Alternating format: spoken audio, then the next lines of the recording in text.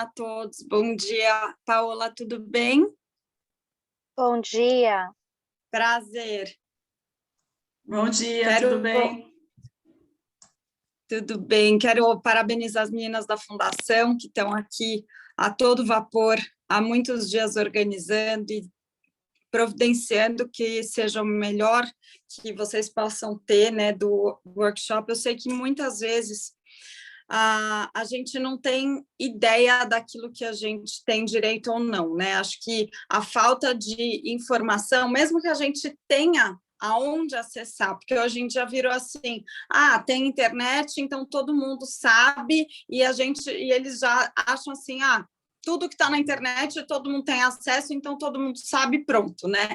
Mas existe uma diferença muito grande entre o que a gente pode acessar, o que é real e aonde procurar, né? Então, o desejo é que esse workshop seja realmente para direcioná-los e que a gente saiba dos nossos direitos, das crianças, enfim, para que a organização consiga se proteger e crescer muito melhor e mais facilmente dentro desses direitos, né, que a Paula vai explicar.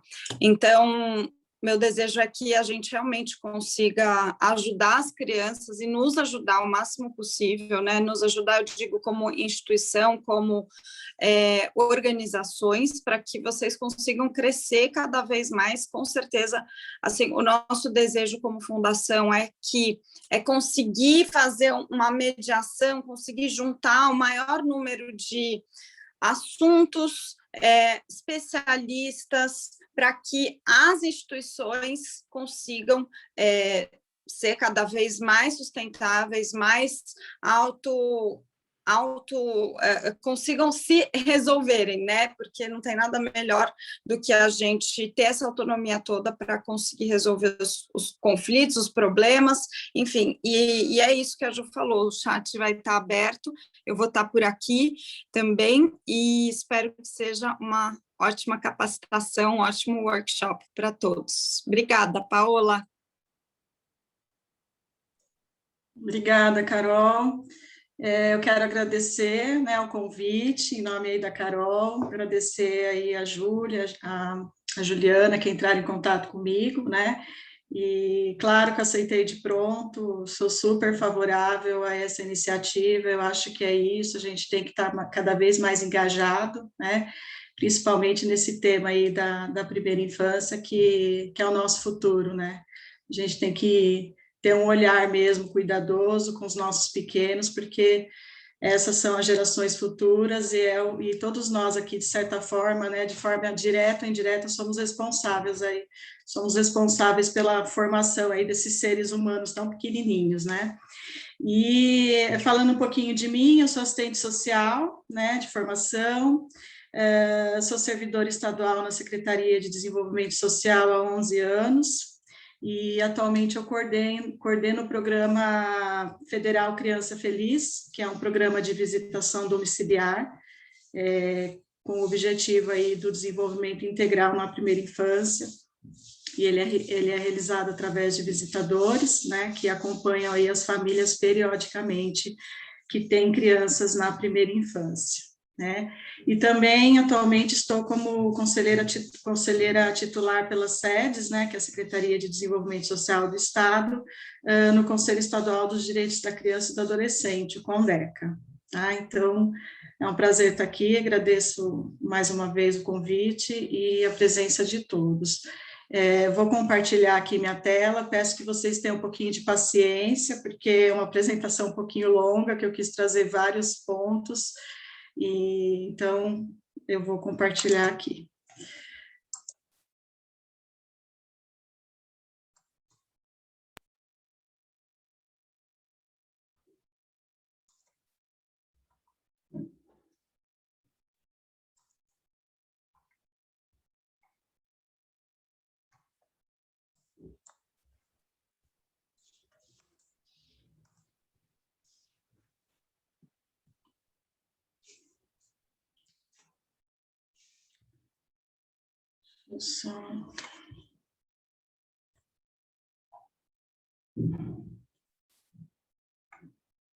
Só queria ver como é que eu faço para sair essa barrinha aqui embaixo, Juliana ou Júlia.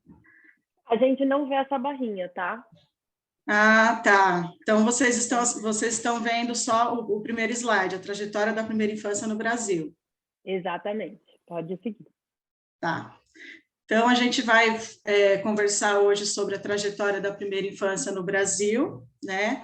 E aí nós vamos começar lendo um poema. Na verdade, eu vou ler 2 poesias para vocês, para a gente já começar aquecendo aqui essa manhã. Então, eu vou ler 2 poesias, cada poesia traz uma concepção de infância, né? Diferente.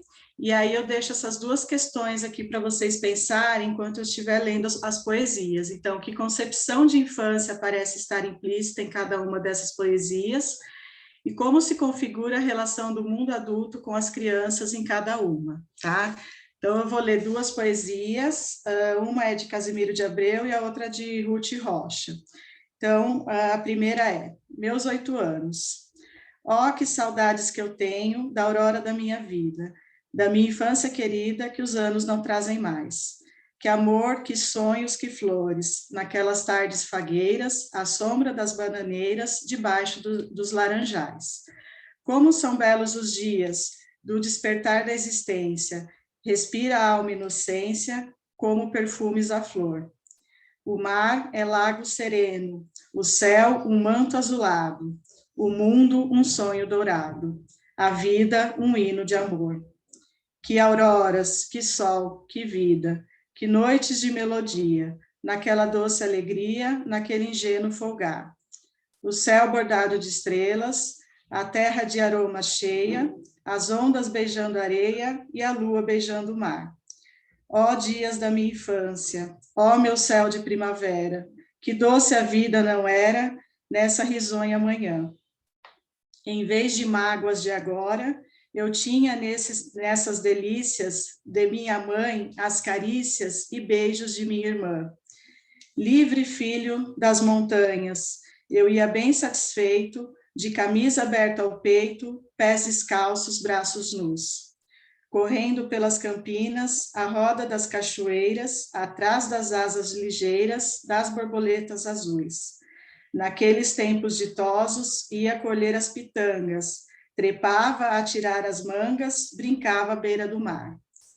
Rezava as Ave-Marias, achava o céu sempre lindo, adormecia sorrindo e despertava a cantar.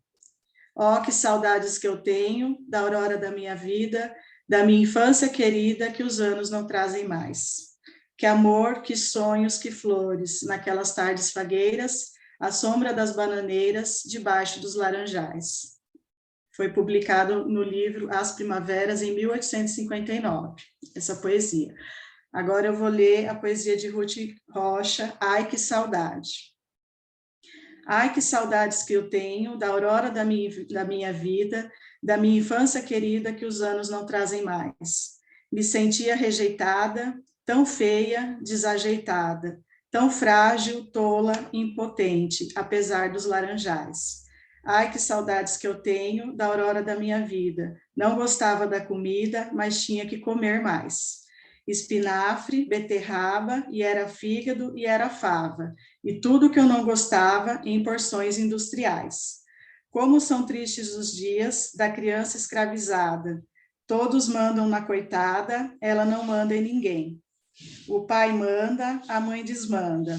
O irmão mais velho comanda, todos entram na ciranda. E ela sempre diz amém. Naqueles tempos ditosos, não podia abrir a boca. E a professora era louca, só queria era gritar. Senta direito, menina, ou senão tem sabatina. Que letra mais horrorosa, e pare de conversar. Ó dias da minha infância, quando eu ficava doente, ou sentia dor de dente e lá vinha tratamento.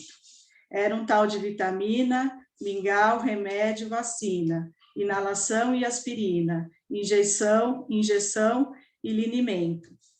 E sem falar na tortura, blusa de gola engomada, roupa de cava apertada, sapatinho de verniz. E as ordens? Anda direito, Diz bom dia para as visitas, que menina mais sem jeito, tira o dedo do nariz. Que aurora, que sol, que nada. Vá já guardar os brinquedos. Menina, não chupe os dedos, não pode brincar na lama.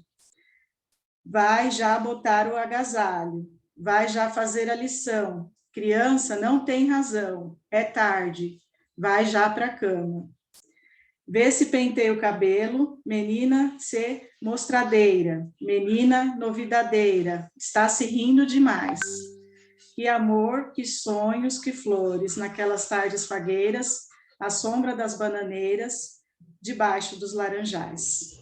Essa poesia foi publicada no livro O Mito da Infância Feliz, em 1983. Bom, o que nós podemos ver aí? Duas concepções diferentes de infância, né? Dependendo aí do tempo em que essa criança vivenciava essa infância, né? Então, de um lado, a poesia de Casimiro de Abreu, do fim do século XIX, traz uma imagem romântica da infância, ou seja, a experiência da criança que vive no meio rural e experimenta certa comunhão com a natureza, e de outro lado, um século depois, Ruth Rocha traz a experiência da criança como ser em falta, a ser provido pelo adulto. Então, nós temos duas realidades históricas diferentes que correspondem à história da infância. De um lado, um século depois, Ruth Rocha traz a experiência da criança como ser em falta, ser provido pelo adulto. Duas realidades históricas diferentes que correspondem a diferentes experiências de ser criança.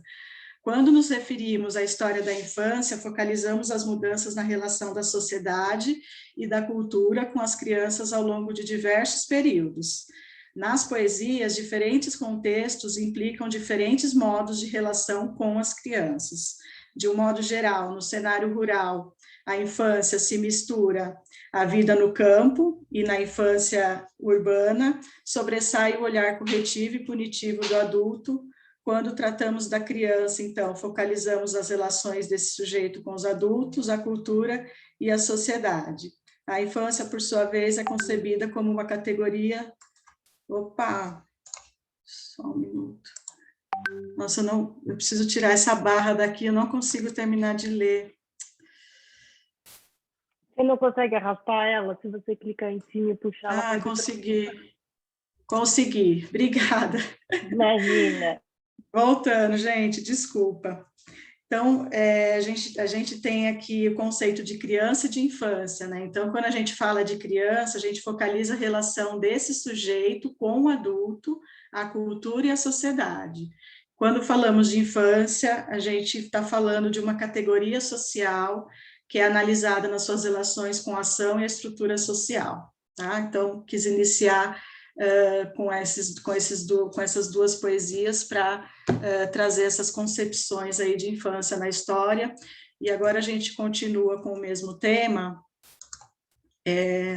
trazendo alguns retratos aqui, né? Por exemplo, do período medieval. Então, essa pintura aqui, ela mostra a vida das crianças misturada à vida do trabalho e da comunidade, no período medieval. Então, parece que brincar e trabalhar fazem parte de um mesmo contexto comunitário, extenso e participativo. Então, nessa imagem, a gente nem consegue identificar aqui as mulheres, né, homens, idosos, crianças, estão todos juntos aqui, inclusive trabalhando e se misturando aí todos os atores aqui nesse contexto. Bom, o ingresso da sociedade europeia na modernidade altera essa situação, né? Então, com a transição do modelo agrário e feudal para o modelo capitalista industrial, com o incremento aí das cidades, da vida urbana, produz-se o quê? A família nuclear, que é a família composta por pai, mãe e filhos. Então, neste momento, a criança ela passa a ter um lugar particular de reconhecimento social, né? Então, nós tivemos aí a contribuição de duas ciências importantes na época, que foi a medicina e a psicologia, né, que produz essa imagem da criança num ser ainda em falta, né, vir a ser imperfeito, incompleto, e o ser da desrazão, né, nessa época a criança ainda não tinha razão, né, aquela coisa que a gente fala, a criança não tem que querer nada, né, então, nessa época ainda tinha essa imagem da criança como um ser incompleto e tudo mais. E o movimento em direção à infância que corresponde a essa experiência com as crianças é a moralização, ou seja, cabia aos adultos moralizar, instruir e modelar a criança. Nessa pintura, a gente vê a situação da criança já na modernidade, quando ela passa a ocupar um lugar central na atenção dos adultos. Então, percebemos trajes específicos da criança e uma atitude instrucional do adulto em relação a ela. Tá? Então, a pintura se chama Era uma Vez, de 1909. Nos dias atuais, no senso comum e nas instituições sociais, vigoram ainda, né, as concepções da criança como um ser incompleto, um vaso vazio, a ser disciplinado, controlado e instruído pelos adultos. Na realidade escolar, por exemplo, espera-se das crianças, desde bem pequenas, um comportamento silencioso e regrado. A criança em falta, entre aspas, deve ser preparada para o futuro. É como se no presente ela não dispusesse de uma lógica própria, em diálogo com o mundo adulto e mais amplo. Por outro lado, em outros momentos, as crianças são percebidas de modo romântico, como puras, graciosas e ingênuas, e procura-se preservar essa condição. Essa postura em relação às crianças não lhes permite, muitas vezes, expressar ou experienciar o mundo social que está inserida. Nesse contexto, então, surge a criança civilizada. Bom, no Brasil colônia, então, no Brasil colônia que veio muito essa imagem da criança, né, doce, inocente, né, através das crianças indígenas, né, por influência aí da Igreja Católica, principalmente por conta dos jesuítas, né, que eram os responsáveis aí na catequização, né, dos índiozinhos. Então, eles aproximavam as crianças indígenas à imagem romântica, doce e inocente do menino Jesus. Só que, ao mesmo tempo que tinha esse olhar puro e cheio de graça, né, também tinha a disciplina e a moralização. Então, o amor, ele era contornado pela modelação, pelo castigo e pela correção ainda, né? Assim, já no século XVI, instala-se no Brasil a ideia da criança ingênua e pura, passível, né, de ser moldada a qualquer valor e modos de vida. E no Brasil Império, né, se destaca, então, as crianças negras e brancas, né, vem essa diferença muito forte, por conta aí da presença de diversas culturas aí no século XVIII e início do século XIX, a presença de diversas culturas e realidades étnicos raciais, que marcou a formação da nossa cultura, né, da cultura brasileira. Entrelaçaram-se, então, a presença da cultura europeia no país, com a chegada da monarquia portuguesa e a cultura dos povos africanos escravizados e dos indígenas remanescentes. Então, a posição social das crianças e suas famílias distinguia modos de relação diferenciados com meninos e meninas. De acordo com Civiletti, 1991, no Brasil Império, num contexto rural fundado no latifúndio, na autoridade patriarcal e na mão de obra escrava, a mortalidade infantil era muito expressiva em razão das precárias condições de saúde e de higiene. Os bebês, eles eram considerados como anjinhos, fruto da romantização da relação com os pequenos, herdada aí da experiência europeia, uma forma de abrandar o sentimento de perda pela morte precoce da criança. Bom, o destino dos filhos das escravas, né, como que era o tratamento, né, dos filhos das escravas e dos filhos das mulheres brancas. Então, o destino dos filhos das escravas, que serviam como amas de leite das crianças brancas, era a roda dos expostos. e as demais crianças negras constituíam divertimento para os adultos da casa grande, uma espécie de bichinho doméstico. A gente vai ver mais para frente o que é essa roda dos expostos. E por volta de 6 ou 7 anos, as crianças já começavam a desempenhar pequenas atividades domésticas, e por volta dos 12 anos já eram consideradas como adultos. As crianças europeias eram cuidadas pelas amas de leite até completarem 7 anos, quando eram entregues aos tutores, ingressando no estudo do latim, da gramática e das boas maneiras. Ou seja, de acordo com o grupo social a que pertenciam, trajetórias sociais e modos de vida das crianças, eles eram diferentes.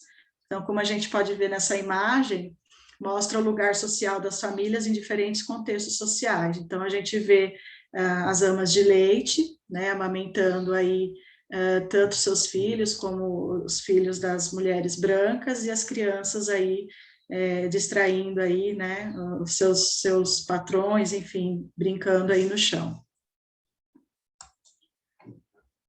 Bom, nesse contexto, era comum a mulher branca, herdeira da tradição europeia portuguesa, confiar seus filhos recém-nascidos às mulheres negras e escravas, para o aleitamento e os cuidados iniciais do bebê. Essa situação marca o início do cuidado não materno das crianças pequenas, realizado pelas escravas e não pelas mães brancas, e ligado à pobreza, à subserviência e a um lugar social menor, o que se agradava com a ampla utilização da roda dos expostos. O que é essa roda dos expostos, né, que a gente tanto ouve falar aí na nossa história? É muito triste, né, na verdade. A roda ela é considerada como a primeira instituição brasileira de atendimento às crianças pobres e excluídas. A Casa dos Expostos, onde se implantava a roda, né, existia em várias regiões do mundo, nos séculos 18 e 19. E no Brasil, o registro da primeira roda é de 1726, na cidade de Salvador, na Bahia. Então, a roda, ela tratava-se de um dispositivo cilíndrico, como vocês veem aí na imagem, sobre um eixo vertical. O lado fechado fica voltado para a rua, junto a uma campainha. Então, se a mulher desejava entregar o seu filho, ela depositava a criança, né, conforme está ilustrado aí, a mulher depositando a criança, era um depósito mesmo, né, a gente pode dizer que era um depósito de criança. Ela tocava a campainha, e aí o eixo virava em torno de si, sendo a criança, então, recebida do lado interno, e ficava preservado o anonimato do depositante. Esse dispositivo, ele era instalado em algumas instituições religiosas para acolher crianças entregues pelas escravas, as quais eram amas de leite das crianças brancas, ou seja, elas não tinham condições de cuidar de seus filhos porque elas cuidavam das crianças brancas, então elas tinham que deixar seus filhos porque elas eram obrigadas a atender aos bebês das mulheres de origem europeia, pois estas consideravam a amamentação algo espúrio.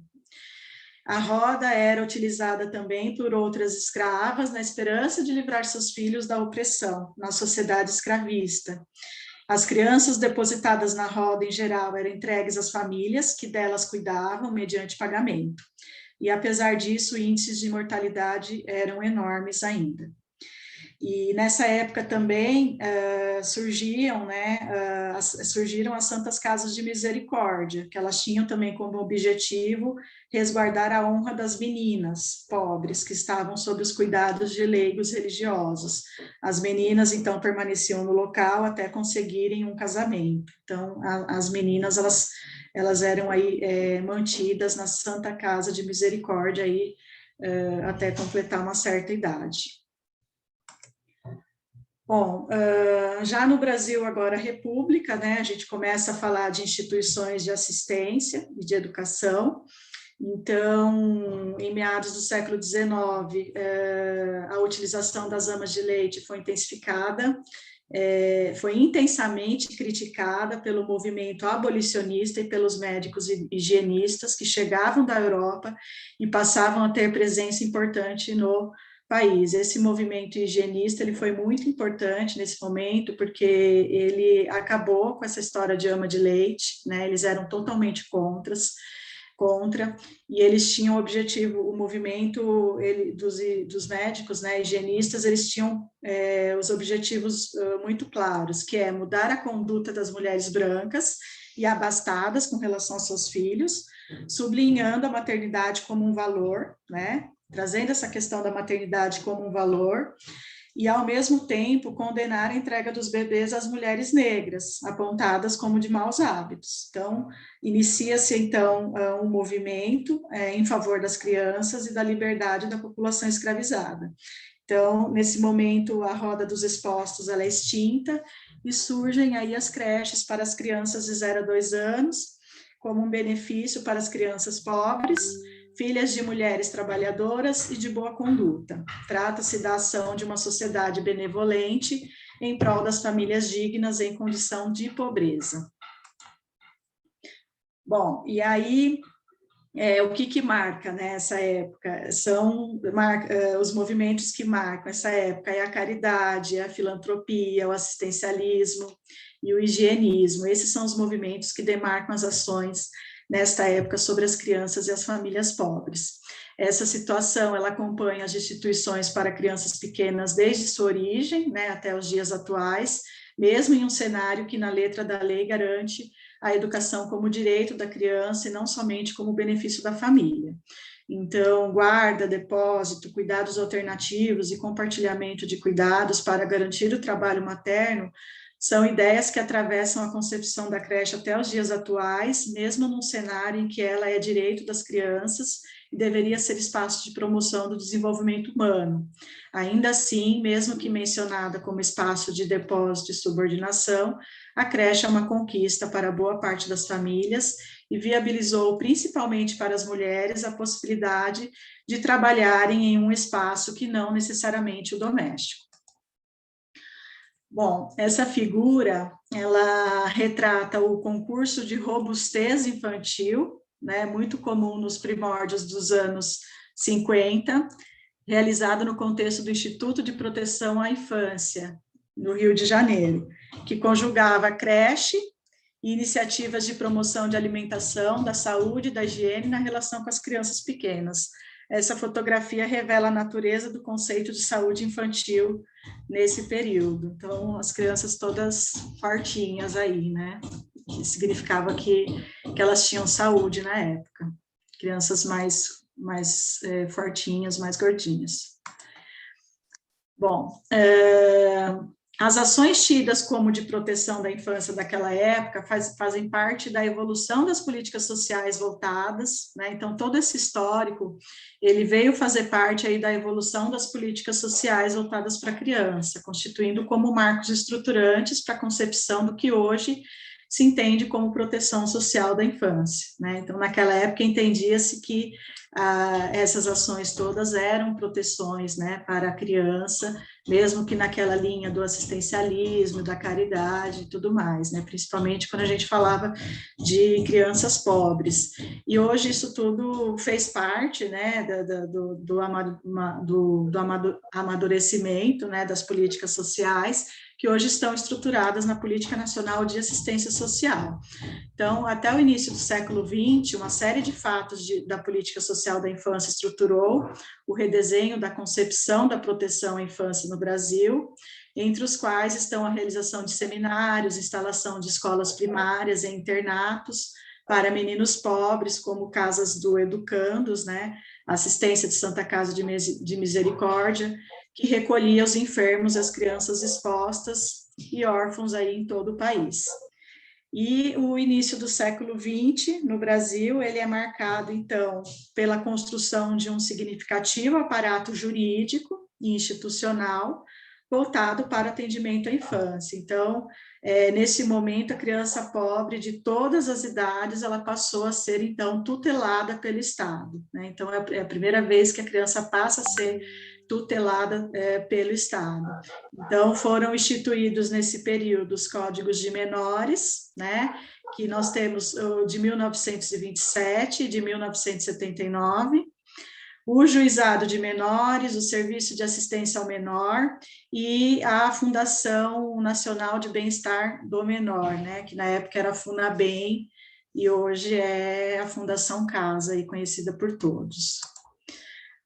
E aí, entre o final dos anos 70 e início dos anos 80, começa-se aí a se falar em educação, né, no modelo de educação não formal e compensatório de combate à pobreza.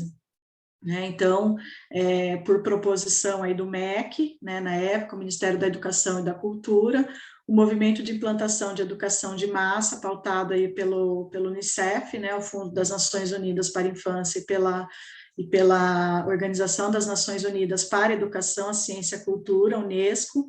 Então, começou-se aí a pensar no modelo de educação não formal e compensatório de combate à pobreza.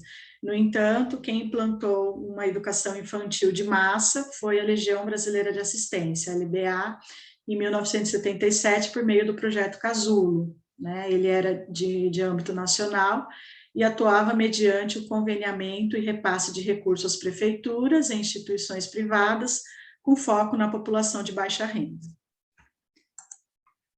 E na segunda metade do século XX, especialmente aí nas décadas de 1980 e 90, o cenário muda, inaugura-se a partir da luta de diversos setores da sociedade pela democratização, um novo momento nos discursos e orientações relacionados às crianças pequenas e aos cuidados dirigidos a elas, né? Então, as crianças, elas passam a ocupar aí uma participação importante aí no cenário político, né? Já começando a pensar em políticas públicas para a infância. Então, elas são reconhecidas como desassistidas e retornam ao debate público aí de forma rigorosa. E na Constituição de 1988, denominada Constituição Cidadã, a criança, então, ela passa de objeto de tutela a sujeito de direitos, né? A partir desse período, então, diversas iniciativas sociais focadas nos direitos das crianças são fortalecidas, assim como foram sancionadas as leis que confirmam a criança como cidadã de pouca idade. Então, agora, nesse momento, é que a criança, pela Constituição de 1988, a criança passa a ser considerada um sujeito de direitos.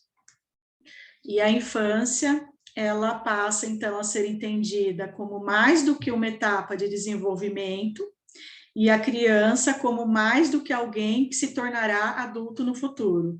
Ela passa a ser considerada como sujeito histórico, social e produtora de cultura, né? Se, por um lado, essa mudança de prisma e do discurso em relação às crianças se configura como uma conquista, por outro lado, corre-se o risco de provocar um movimento de idealização da infância.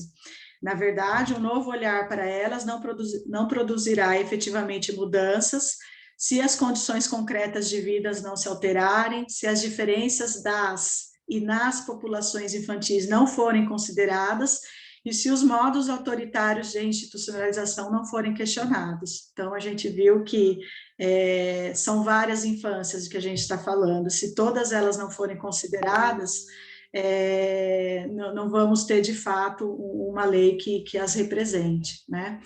E a visão moderna de criança em falta, incompleta ou ingênua e pura, parece estar viva, né, de forma equivocada nas ações sociais, assistenciais e pedagógicas até hoje, e inversamente deve-se enfatizar a visão da criança como agente social, que nas brincadeiras e interações cotidianas preserva as relações sociais na quais ela toma parte, carrega marcas da sociedade onde vive, mas vai além, construindo sentidos, alterando e constituindo realidades, renovando, transformando e criando novos modos de vida.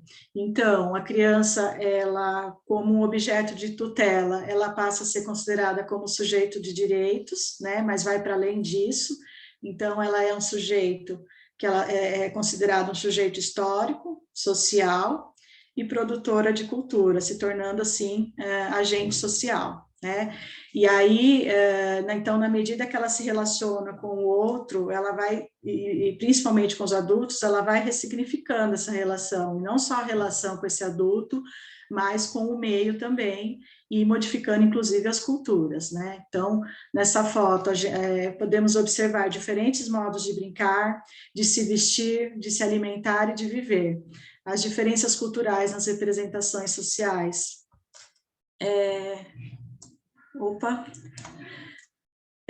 As diferenças culturais nas representações sobre crianças e suas famílias não estão relacionadas, então, apenas às diferenças entre as regiões brasileiras, mas também são decorrentes das condições de classe social, de gênero, entre outros. Então, quando a gente pensa em desenvolvimento infantil, nós temos que levar todas essas questões em consideração, né? Quando a gente fala dessas várias infâncias, então, temos que levar em consideração as regiões brasileiras, condições de classe social, de gênero, entre outros. Bom, então, por falar em desenvolvimento, né, aqui a gente traz um recorte da primeira infância, né, e traz essa questão dos 6 primeiros anos de vida, né, então a primeira infância, ela corresponde à idade, né, do nascimento até os 6 anos de vida.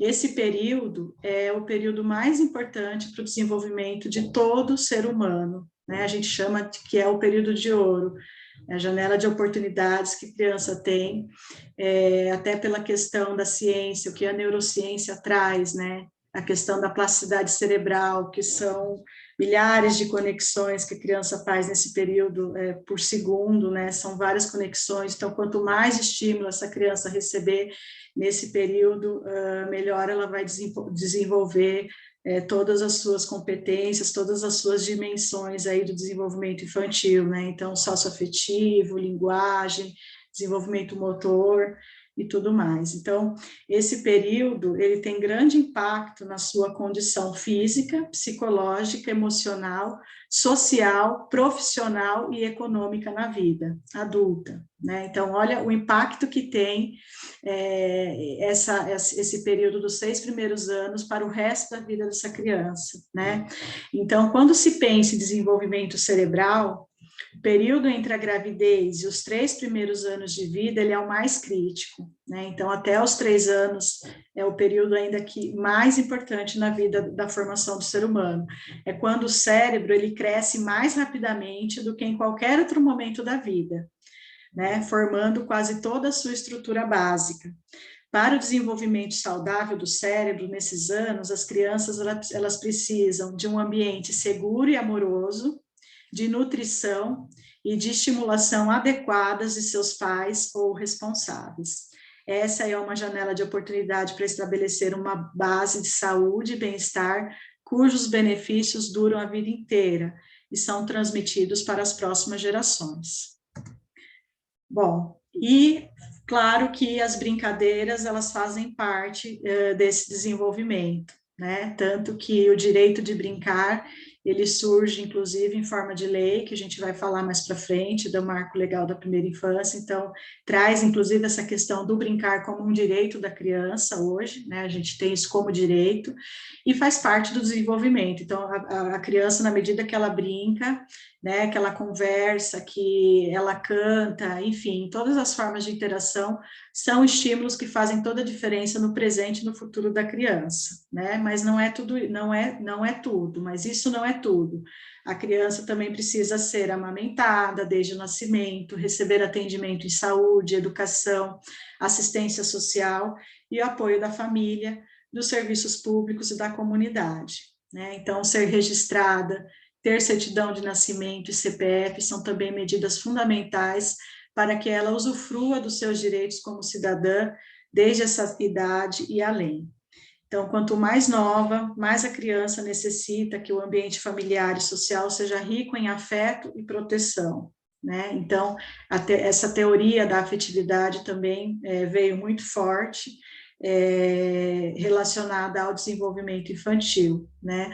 A criança, o primeiro desenvolvimento da criança é o socioafetivo, né? Se essa criança não tiver como referência um adulto de proteção, um adulto que ela se sinta segura, fica todo comprometido esse desenvolvimento socioafetivo, né? E aí compromete os demais competências dela, né? As demais dimensões aí desse desenvolvimento, né? E então todo o resto fica comprometido. Então a questão do afeto e da proteção, ela é muito importante nesse início da vida. Cada criança é única, né, e tem seu próprio ritmo de desenvolvimento, então a gente tem hoje o que é esperado, né, então a criança de 6 meses, o que é esperado quando a gente leva a criança no pediatra? Né, o pediatra faz a consulta e tem o que é esperado de uma criança de 6 meses, o que é esperado de uma criança de 1 ano, o que é esperado de uma criança de 2 anos, então, de 1 aninho, a criança já tem que estar engatinhando? Não necessariamente, cada criança tem o seu tempo, então precisa se respeitar isso, né, que cada criança é única e tem o seu próprio ritmo de desenvolvimento, e merece ser compreendida e cuidada de forma singular, tá? E por que investir, então, na primeira infância? Investir no desenvolvimento da primeira infância é bom para todos, governos, empresas, comunidades, pais e cuidadores, e principalmente para os bebês e as crianças pequenas. É também a coisa certa a fazer, garantindo a todas as crianças o direito de sobreviver e prosperar. E na ponta do lápis, leva a um grande retorno. A cada dólar gasto em intervenções de desenvolvimento na primeira infância, o retorno do investimento pode chegar a $7 ou até mais. Esse é um dinheiro que, devidamente aplicado na primeira infância, não se gasta com repetência escolar e tratamentos de problemas de saúde, dentre outras despesas durante as fases seguintes da vida. Inclusive, tem um economista, né, que ganhou o Prêmio Nobel da Economia recentemente, que ele fez esse estudo, James Heckman, ele comprovou que a política pública mais rentável, que mais dá retorno para a sociedade, se bem investida, é a política pública de primeira infância, né? Porque a cada dólar investido tem um retorno aí de $7 ou mais na sociedade. Então, investindo na primeira infância, com saúde, com educação, por exemplo, você não é que evita, né? Mas o índice, por exemplo, de repetência escolar, ele é muito menor, se essa criança for bem estimulada, né? Se essa criança for amamentada, por exemplo, até os 2 anos, né? Que é o que a pediatria recomenda, né? Que é um período bom de amamentação. Essa criança, ela vai ficar menos doente, né? Vai utilizar menos aí o posto de saúde, sem contar índices de criminalidade, né? Então, tudo isso retorna como algo positivo para a sociedade, inclusive em termos financeiros para o sistema público como um todo. Bom, agora falando de legislação, né? Agora a gente vai começar a falar de legislação. Além da relevância social e econômica do investimento na primeira infância, cuidar da criança e do adolescente deve ser uma prioridade absoluta para as famílias, o governo e a sociedade. Essa prioridade ela está prevista na legislação nacional e internacional. Então, com base na Declaração dos Direitos da Criança, né, na Convenção sobre os Direitos da Criança, adotada aí pela ONU em 1889, ratificada pelo Brasil em 1990, determina-se que a criança, em virtude da sua falta de maturidade física e mental, ela necessita de proteção e cuidados especiais, incluindo a devida proteção legal, tanto antes quanto após o seu nascimento. A criança deve crescer no seio da família, em um ambiente de felicidade, amor e compreensão para o seu pleno e harmonioso desenvolvimento. A família, como grupo fundamental da sociedade, ambiente natural para o crescimento e o bem-estar de todos os seus membros, em particular das crianças, deve receber a proteção e assistência necessárias para poder assumir plenamente suas responsabilidades dentro da comunidade. Então, a família, ela é considerada a principal cuidadora aí, né, de suas crianças. Então, ela precisa ser valorizada nesse papel e nessa função. E aí o Brasil, ele ratifica essa Declaração dos Direitos da Criança, foi o primeiro, na verdade, que ratificou em forma de lei, né, que aí ele ratificou na forma do ECA. Então, a Declaração Universal dos Direitos da Criança, ela acaba por refletir no decreto, né, 99.710, que ratifica a Convenção Internacional dos Direitos da Criança de 1989 no ECA. Então, já virou lei na época, né? Em 1990, o Brasil ele ratifica, né, a convenção através do ECA, que é o Estatuto da Criança e do Adolescente, que é a principal norteador aí, o principal norteador das políticas para a primeira infância, para a infância no Brasil. Então, sancionado em 1990, o ECA ele incorporou os avanços preconizados, então, na Convenção sobre os Direitos da Criança. Ele fez valer o artigo 227 da Constituição Federal, que determina direitos e garantias fundamentais às crianças e adolescentes, e, de acordo com o artigo 3º do ECA, crianças e adolescentes gozam de todos os direitos fundamentais inerentes à pessoa humana, né, sem prejuízo da proteção integral de que trata esta lei. Então, veio trazer a questão da proteção integral e de que as crianças e adolescentes são prioridade absoluta. Lembrando que quando a gente fala de proteção integral, a gente está falando de articulação de políticas públicas, né? Então, a gente não está falando que só uma ou que só outras são responsáveis por essa proteção. A gente está falando de todas, principalmente assistência social, educação e saúde, né? Bom, toda criança, então, ela tem direito a, né, o que o ECA ele vem trazer para a gente? Toda criança tem direito a ser registrada gratuitamente, realizar o teste do pezinho entre o 3º e o 5º dia de vida, além do teste da orelhinha, do olhinho e de outros necessários para diagnóstico de agravos à sua saúde. Ter acesso a serviços de saúde de qualidade, ter acesso à água potável e alimentação adequada, ser acompanhada em seu crescimento e desenvolvimento, ser acompanhada pelos pais durante a internação em hospitais, ter acesso à escola pública e gratuita, perto do lugar onde mora, receber gratuitamente as vacinas indicadas no calendário básico de vacinação, ter direito de viver intensamente a infância, viver em um lugar limpo, ensolarado e arejado, ter oportunidade de brincar e aprender, viver em ambiente afetuoso e sem violência.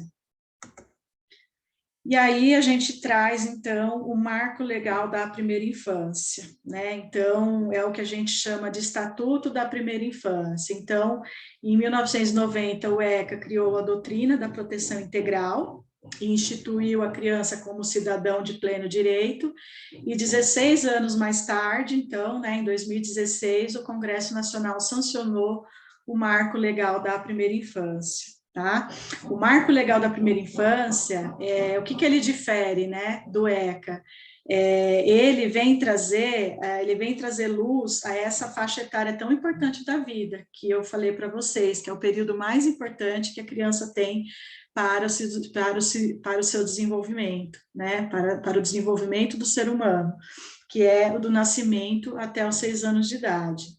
É também a primeira lei que traz a questão da ciência, né? Então, é uma lei que foi feita a várias mãos, então ela é baseada na ciência, ela é baseada em práticas profissionais, e o que a ciência diz sobre as crianças, do nascimento aos 6 anos de idade, e o que deve determinar a formulação e a implementação de políticas públicas para a primeira infância. Então, ela traz, por exemplo, o direito de brincar, né? Uma vez que é importantíssimo para o desenvolvimento infantil, isso não estava em lei nenhuma enquanto direito, então, assim como o direito à saúde, como todos esses direitos que eu coloquei nos slides anteriores, a criança tem o direito de brincar hoje, isso está em lei, né? E também ela tem direito de ser cuidada por profissionais qualificados em primeira infância, e de ser prioridade em políticas públicas, por meio do quê? De criação de programas, iniciativas e serviços baseados no desenvolvimento integral das crianças, desde o nascimento até os 6 anos de idade, né? Então, por isso que a gente fala que é o Estatuto da Primeira Infância, né? Porque ele vem trazer questões relacionadas, então, nesse período tão importante que abrange aí os 6 primeiros anos de vida, né, do ser humano. E com isso, né, surge o programa Criança Feliz, ele surge como uma implementação do Marco Legal da Primeira Infância. Então, o Criança Feliz, ele é um programa federal, né? Ele está presente aí nos 25 estados brasileiros. Eu coordeno esse programa aqui no estado de São Paulo.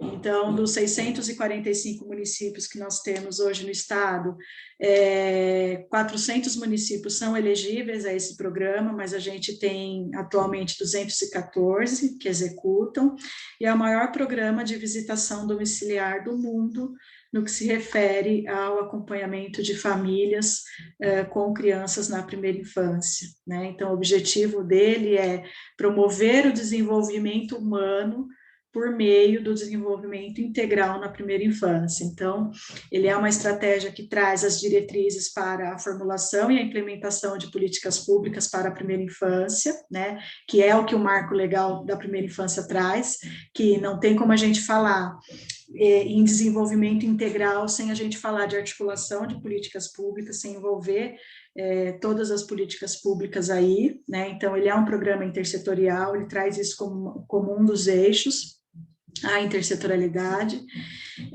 para atender aí a especificidade e a relevância dos primeiros anos de vida no desenvolvimento infantil e no desenvolvimento do ser humano. Então, ele tem caráter intersetorial, como eu já falei, e a finalidade dele é promover o desenvolvimento integral das crianças na primeira infância, considerando sua família e seu contexto de vida, tá? É um programa voltado para as famílias mais pobres, né? Então, famílias que estão, que têm gestantes e crianças e que estão aí no cadastro único, tá? Do governo federal.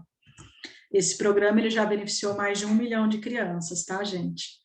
Bom, agora, eu trouxe aqui um panorama das infâncias e das adolescências, tá? Eu trouxe aqui dados socioeconômicos e culturais. Atualmente, o Brasil conta com quase 20 milhões de crianças na primeira infância, né? Então, crianças de 0 a 6 anos, nós temos hoje no país 20 milhões de crianças nessa faixa etária, que representam 10% da população do país e vivem em contexto muito diversificados, pois vivemos em um país continental, né? Lembra quando eu falei das regiões, né? Algumas se encontram em melhores condições de desenvolvimento, né? Pois em várias regiões do Brasil temos índices de desenvolvimento humano muito elevados. Bom, quando a gente fala de contexto familiar vinculado à situação de exclusão social, então, segundo os dados do Cadastro Único para Programas Sociais do Governo Federal, o CadÚnico, né, como é conhecido, aproximadamente 77 milhões de pessoas em famílias brasileiras estavam em situação de risco e vulnerabilidade social antes da pandemia, sendo que a população total estimada pela última PNAD é de aproximadamente 290 milhões de habitantes. Com os efeitos da crise provocada pela situação de emergência em saúde, esse número aumentou. Então, a maior parcela de brasileiros e brasileiras em situação de pobreza ou extrema pobreza está na faixa da infância e da adolescência, correspondendo a um total de 27.549.850 pessoas nessa situação. Tá? Isso é bem preocupante. Com a pandemia, isso se agravou. Então, as nossas crianças, aí, nossos adolescentes, são os que se encontram aí nessa situação aí de pobreza e extrema pobreza aí, atualmente, né? São os grupos mais vulneráveis, vamos dizer assim, né? Bom, com relação à mortalidade infantil, de acordo com a pesquisa Nascer no Brasil, né, em 2014, nos anos de 2011 e 2012, a taxa de mortalidade foi de 11,1 por mil nascidos vivos, com maior incidência nas classes sociais mais desfavorecidas, nas regiões Norte e Nordeste, assim como relacionada à precariedade também dos serviços de saúde, né? Essa mesma pesquisa identificou que aproximadamente metade das mulheres declarou que a gravidez não tinha sido planejada.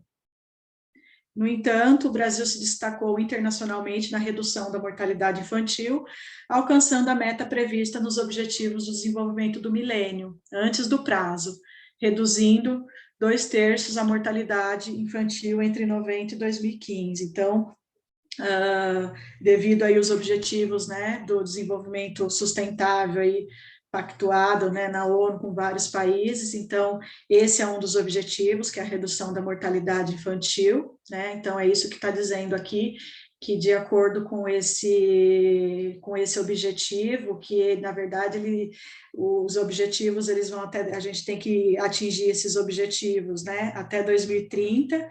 Então, antecipadamente, o Brasil já conseguiu, graças a Deus, reduzir em 2/3 a mortalidade infantil entre 1990 e 2015, né, antes de chegar lá em 2030. Então, essa redução, segundo os mesmos autores, né, está relacionada também às condições do programa Bolsa Família, que elevou o número de acompanhamento de pré-natal e na vacinação das crianças, possibilitando também outros benefícios, como o benefício Nutris. Então, o Bolsa Família também ele contribui aí para a redução da mortalidade infantil, na medida em que ele tem aí uma condicionalidade de saúde, em que as gestantes, né, e as mães que têm crianças aí para vacinar, elas têm que estar com a carteirinha da vacinação em dia, elas têm que estar fazendo esse pré-natal, e claro, fazendo tudo isso, evita-se aí a mortalidade infantil, né, se tem aí um acompanhamento adequado aí de saúde, tende a diminuir essa questão da mortalidade. O programa Bolsa Família, então, também contribuiu para essa redução. Excesso de cesarianas, isso é um problema, né, gente? Em relação ao nascimento, um índice que se mostra preocupante e mais frequente nas classes economicamente favorecidas é o excesso de cesarianas. O César Victor, que é um pesquisador, né, do Sul, ele realizou um estudo científico há cerca de 30 anos, chamando atenção para a pandemia de cesarianas no Brasil, quando o índice era de 28%, enquanto o recomendado pela Organização Mundial de Saúde é de, no máximo, 15%. Contudo, esse índice continua aumentando. Em 2012, então passou para 55,8%, segundo o Sistema de Informações sobre Nascidos Vivos, né, do Ministério da Saúde, chegando a mais de 90% em alguns municípios brasileiros, tornando o Brasil líder mundial em cesarianas. Então, dentre os vários fatores contrários a essa prática excessiva de cesarianas, está o quê? A prematuridade, né? Então, com essa prática excessiva, as crianças elas tendem a nascer antes do tempo. E o Victor observa que nós temos, acho que tem algum áudio aberto, o Victor, ele observa que nós temos muitas crianças nascendo antes do tempo, e isso gera o quê? Né? O que as pesquisas identificam como consequência da prematuridade e do baixo peso ao nascer, em função da criança sair antes do tempo do útero? O aumento da morbidade e da mortalidade infantil, maior uso de serviços de saúde, né, claro, maiores gastos hospitalares, retardo no desenvolvimento infantil, redução do capital humano na próxima geração. Então, isso, devido a excesso de cesarianas, essas questões, elas ficam aí como pontos de atenção, tá? A gravidez na adolescência também é uma questão a se observar. Mais de 430 mil bebês nascem de mães adolescentes anualmente no Brasil, segundo o último relatório do Fundo de População da ONU. A taxa de fecundidade brasileira entre meninas de 15 a 19 anos se encontra em 62 a cada 1.000 bebês nascidos vivos, acima da média mundial, que é de 44 a cada 1.000. Em relação à gravidez na adolescência, as pesquisas indicam um discreto decréscimo no número de mães entre 15 e 19 anos, pois entre 2004 e 2014 o registro de nascidos vivos passou de 78,8 para 60,5 filhos por 1.000 mulheres nesse grupo etário. Então, a gravidez na adolescência vem diminuindo. Subregistro de nascimento. Segundo o censo do IBGE de 2010, cerca de 600 mil crianças de 0 a 10 anos de idade no Brasil encontravam-se sem registro civil de nascimento, praticamente sem condição de exercer uma relação formal com o Estado brasileiro, né? Imagina, uma criança sem documento, uma criança que não tem direito a nada, né? Pessoas que, embora tenham nome, sobrenome, filiação, naturalidade, nacionalidade, do ponto de vista formal, não existem.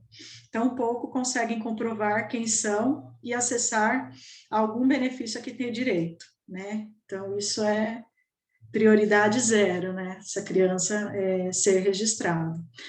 E a filiação paterna, né? Então, os dados do Sistema Nacional de Informações de Registro Civil revelam que das quase 2,8 milhões de crianças nascidas em 2019 que tiveram seus registros enviados pelos cartórios, 6,3% não tiveram filiação paterna informada. Desse modo, aproximadamente 173 mil crianças não tiveram o nome do pai inscrito no registro de nascimento no ano de 2019. Também é um ponto bem crítico. Famílias monoparentais. Bom, de acordo aí com os dados do IBGE, também apontaram para o aumento de cerca de 1 milhão de mães responsáveis sozinhas por suas famílias entre 2005 e 2015.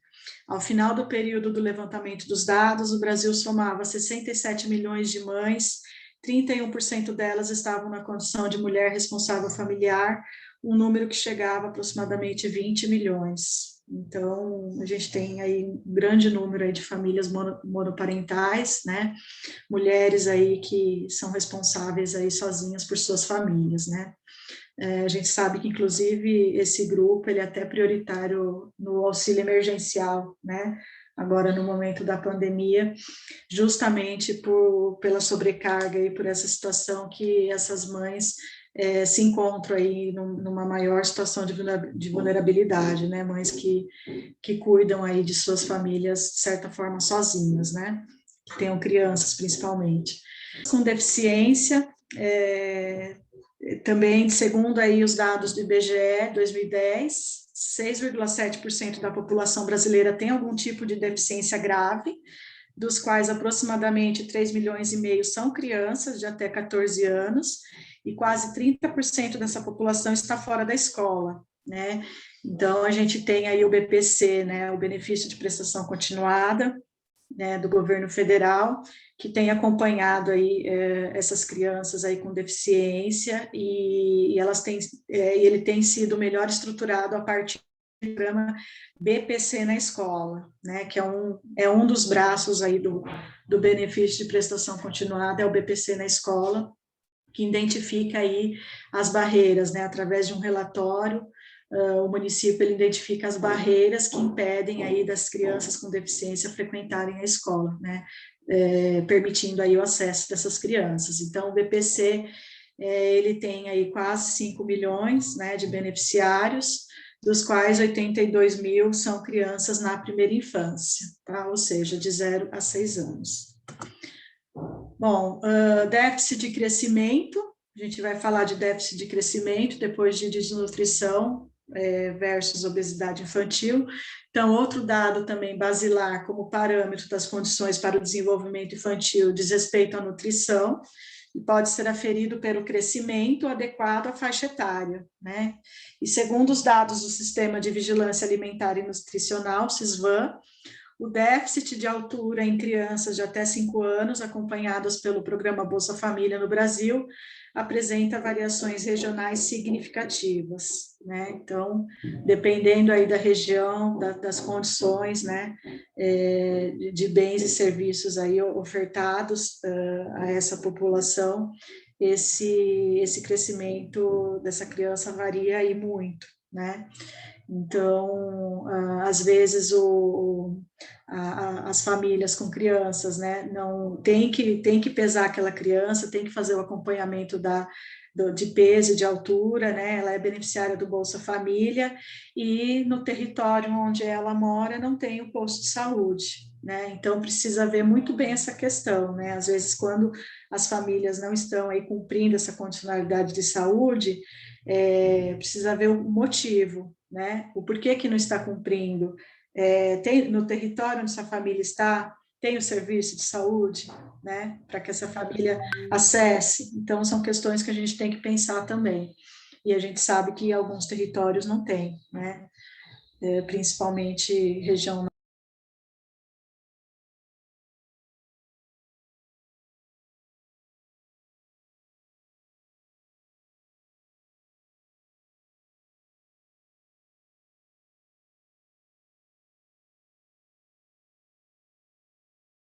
Então, a gente vê que hoje existem muitas crianças, né, obesas, então houve um aumento aí do excesso de peso e obesidade, e por prevalências ainda preocupantes de desnutrição, especialmente em populações de maior vulnerabilidade. Então, os dados de 2019 sobre o estado nutricional de crianças menores de 5 anos acompanhadas na atenção primária à saúde evidenciaram uma prevalência de déficit de estatura e déficit de peso iguais a 13,3% e 4,1%, respectivamente. Dados também de 2019 indicam uma prevalência de obesidade igual a 6,95% entre crianças na mesma faixa etária. Agora, então, com essa pandemia, a gente vê esse índice aumentando cada vez mais, né? As crianças tendo que ficar em casa, pouco se movimenta, tudo na frente da tela, né? Isso tem se agravado. Com relação à vacinação, segundo os dados do Sistema Bolsa Família na Saúde, 99,44% das crianças menores de 7 anos acompanhadas em função das condicionalidades do programa Bolsa Família apresentavam vacinação em dia, o que indica que a queda de vacinação na população brasileira esteja associada a outros fatores, vivenciados no contexto das famílias com crianças de classe economicamente favoráveis, né? Essa questão da vacinação surgiu muito forte esse assunto recentemente, né? A gente viu que doenças que já estavam erradicadas aí surgiram, né? Novamente, sarampo, enfim. Então, houve aí uma inversão de valores aí, né? Por parte aí das famílias economicamente aí favorecidas, né? Então, a população, por exemplo, as famílias, por exemplo, do Bolsa Família, vem conseguindo manter aí a vacinação aí das crianças menores de 7 anos, né? Que é uma das condicionalidades do programa. O acesso à creche, então, conforme o relatório do terceiro ciclo de monitoramento das metas do Plano Nacional de Educação, em 2018, o Brasil alcançou a cobertura de 35,7% das crianças, o que representa cerca de 3.800.000 crianças atendidas.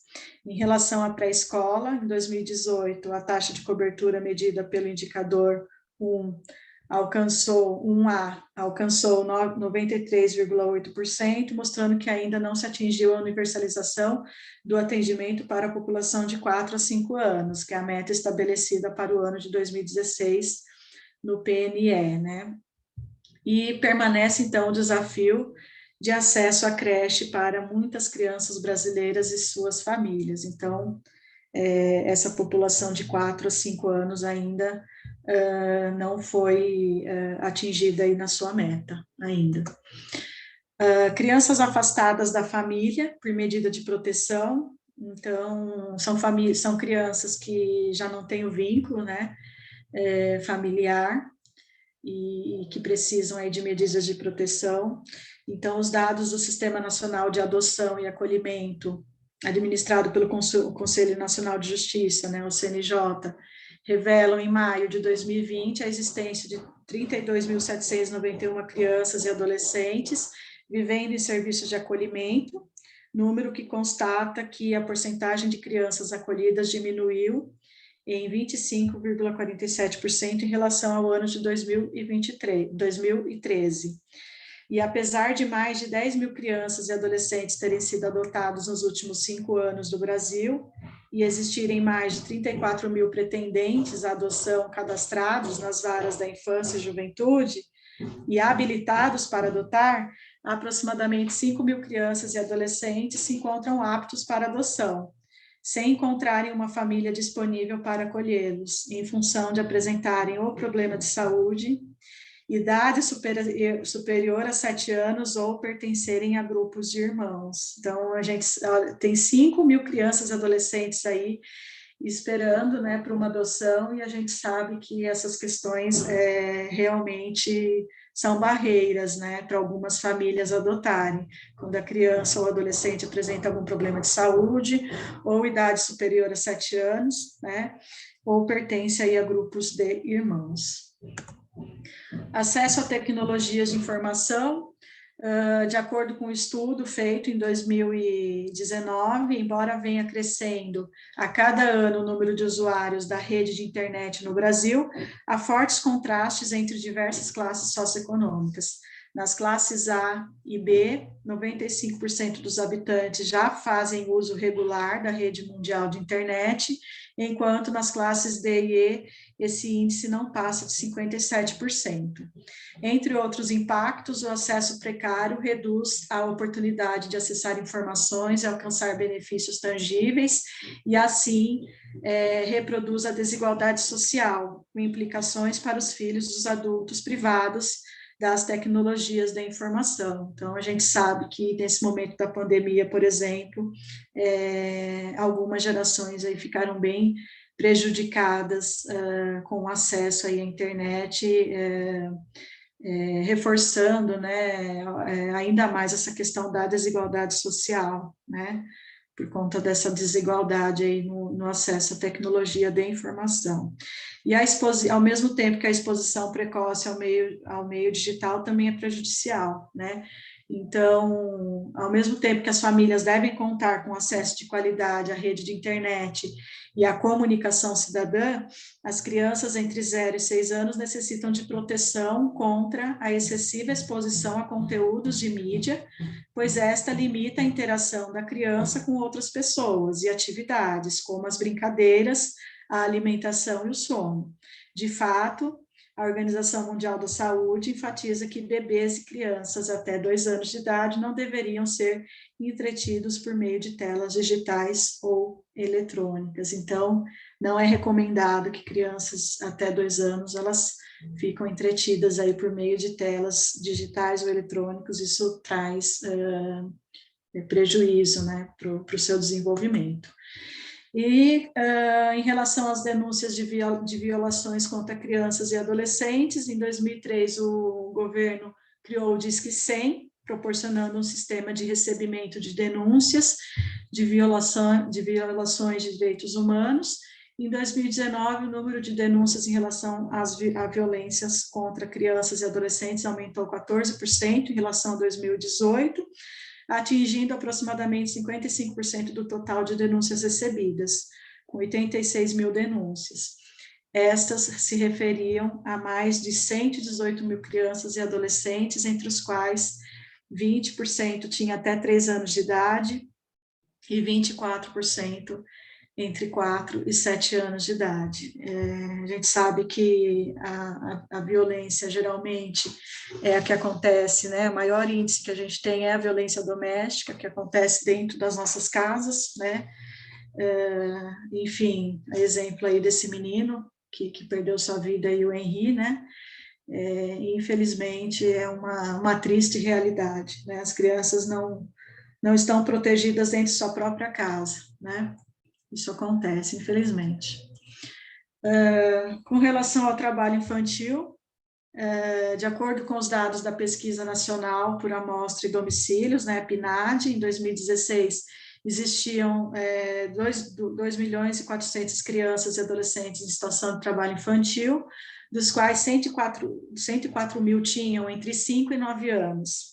Segundo o Fórum Nacional de Prevenção de Erradicação do Trabalho Infantil, o trabalho de crianças é mais prevalecente nas áreas rurais, né, em detrimento aí do trabalho dos adolescentes, que é mais urbano, e o número de crianças e adolescentes negros em situação de trabalho é maior do que os que não são negros. E as regiões Nordeste, com 39,5%, e Sudeste, com 25,1%, apresentam os maiores percentuais de crianças em situação de trabalho infantil. Olha nós aqui na região Sudeste ainda, com 25%. Também é mais visível o trabalho dos meninos do que das meninas, uma vez que formas como o trabalho doméstico são mais difíceis de serem identificados, né, de fato. As meninas geralmente ajudam, né, a mãe, enfim, em casa, ou cuidando de um irmão mais novo, e aí é mais fácil mesmo, é mais difícil mesmo de ser identificado esse tipo de trabalho, né? Não é visto, né, vamos dizer assim. É importante lembrar que essa pesquisa não mensura algumas das piores formas de trabalho infantil, como a exploração sexual, tráfico de crianças e o aliciamento para o tráfico de drogas. Bom, trazendo um panorama, então, né, da situação da infância e da adolescência no Brasil, segundo o relatório do Unicef, aqui esse quadro ele traz crianças e adolescentes com ou sem privação.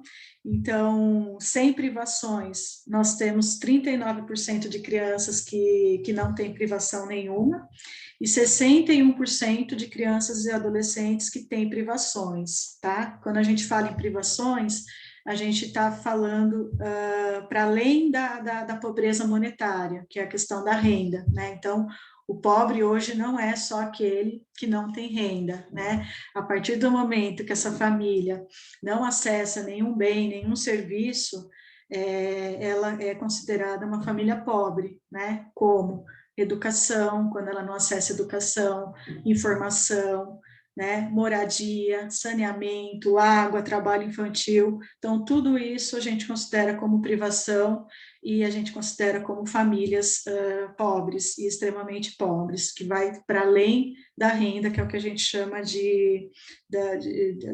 do índice de pobreza multidimensional, né, que ele considera para além da questão da renda. Então, a maior privação que as crianças e adolescentes têm, né, dessa porcentagem aí de 60%, a maior privação é o saneamento básico, né, conforme vocês podem ver aí, nesse quadradinho aí, são, né, 300 milhões aí de crianças e adolescentes sem saneamento.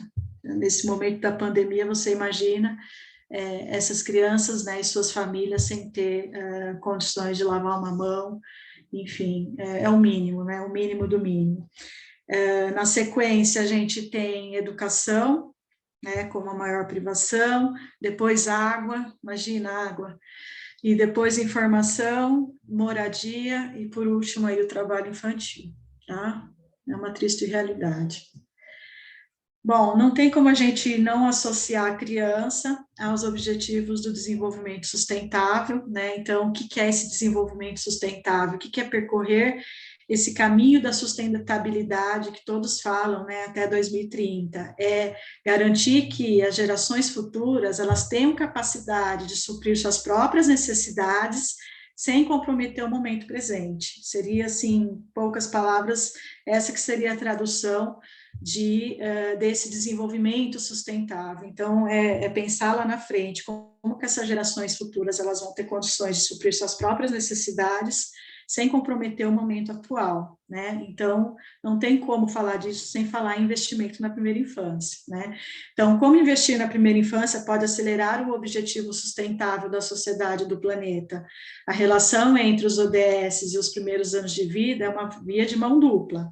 De um lado, investir em objetivos que não estejam diretamente ligados à primeira infância beneficia o desenvolvimento das crianças, como é o caso do objetivo do ODS número 3, né, que é saúde e bem-estar, que combate também doenças que são as maiores responsáveis pela mortalidade infantil. E, por outro lado, investir na primeira infância é uma forma de alcançar mais rapidamente as metas de muito ODS, mesmo que não citam diretamente essa faixa etária. Afinal, as crianças de até 6 anos são motores que ajudam a conduzir as mudanças esperadas pela ONU para os próximos aí 15 anos, tá?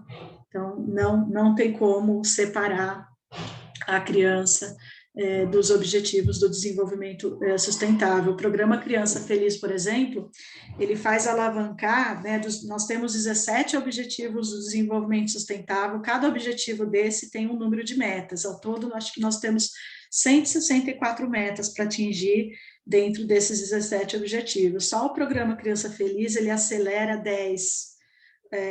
Dos 17 objetivos, ele faz acelerar, ele faz alavancar 10 objetivos só com o desenvolvimento integral na primeira infância, tá? Bom, aqui eu vou pôr um vídeo para vocês, eu já estou encerrando a minha fala. Vou colocar um vídeo aqui para vocês sobre a escuta infantil durante o que as crianças estão pensando sobre a pandemia. O que pensam as nossas crianças sobre essa pandemia? O que sentem? A Rede Nacional Primeira Infância, com sua ciranda de ações, ouviu a voz de crianças de todas as partes do Brasil. Escute, elas querem falar com você.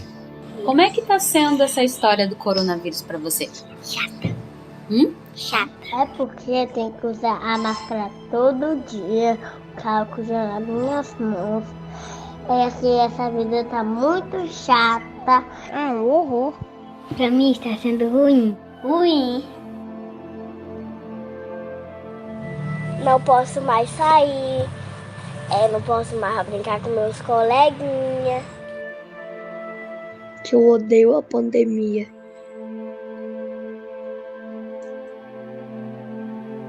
Tem todo mundo morrendo. Eu não posso ir pra escola, só posso ir pra escola de máscara. E toda vez que eu sair, tem que sair de máscara. Eu não gosto do coronavírus. Triste. Chata. Mas antes desse coronavírus vir pra cá, era tudo muito bom. Eu amava meus amigos. Ruim? Máscara, que agonia. Triste, muitas pessoas morrendo da nossa família, né? Para mim, o coronavírus foi muito impactante porque, normalmente, antes da pandemia, eu ia no parquinho no condomínio da minha avó e da minha mãe. Só que daí, com o coronavírus, os dois fecharam. Agora a gente não pode mais, em lugares públicos estão mais restritos. Mas não foi legal. Porque não dá pra sair de casa. Pra mim, essa história de coronavírus tá sendo chata porque a gente fica muito tempo no computador pra fazer a aula. É difícil ficar muito tempo de frente pra uma tela que a gente acaba se distraindo com qualquer coisinha. Mas também tá sendo legal que a gente fica mais com a família. Porque eu posso ficar com a mãe, com a Lari, com o Tete e com o vô. Então, esses tempos em casa mudaram muitas coisas. As aulas online, assim, elas não são muito boas como as da escola, porque na escola a gente entende melhor.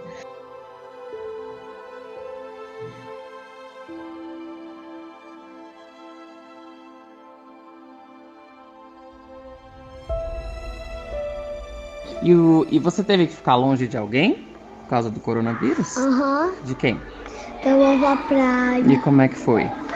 Foi chata, ficar com saudade. Porque ela é uma casa tão legal. E aqui eu moro em apartamento. Eu sou agitada, eu não aguento morar em apartamento. E alguma pessoa não pode tocar na outra. Eu tive que ficar longe de algumas pessoas da minha família que têm risco. Elas já falaram que não vão poder participar de várias coisas da nossa família.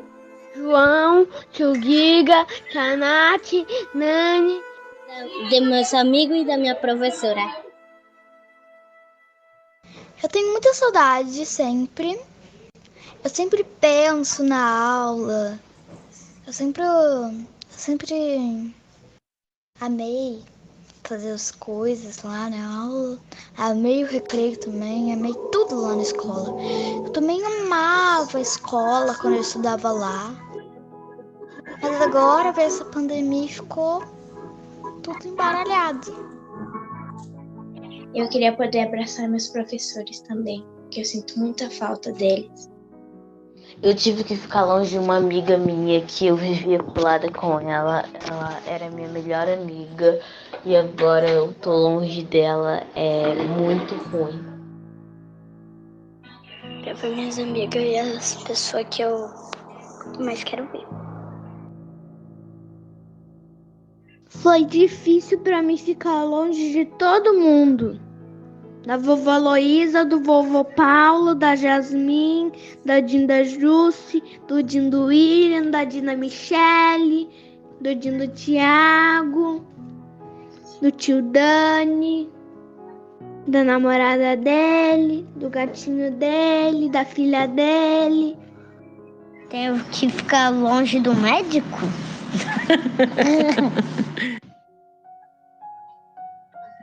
O que eu mais quero que aconteça? Quero que o coronavírus acabe, que eu tô longe. Eu não posso ir pra escola, não posso passear, não posso ir visitar meus amigos. Pra mim ir pra escola, estudar, ver os amigos, passear. O que você mais quer que aconteça agora? Eu quero que esse coronavírus vá embora. Que acabe esse coronavírus e que... porque ele está matando as pessoas. E que a vacina vem logo. Eu quero que isso passe logo, né? Com um vírus, se fosse um vírus bem gigantesco, tinha que usar muita vacina, bem grandona. Eu queria que já pudesse estudar, brincar, parar de usar máscara e poder brincar com meus amigos. Eu quero que toda a família fique junta. Eu queria ir no parque brincar. O que eu mais quero que aconteça depois do coronavírus é que eu possa encontrar todos os meus amigos e que todo mundo esteja bem. Todo mundo esteja bem, com boa saúde. Eu quero que as pessoas fiquem bem. Depois do coronavírus, eu queria que mudasse o mundo e só cabesse o amor dentro dele. Eu ia fazer as pessoas entender que todo mundo é igual a todo mundo. Que acabe a quarentena, todo mundo do abraça.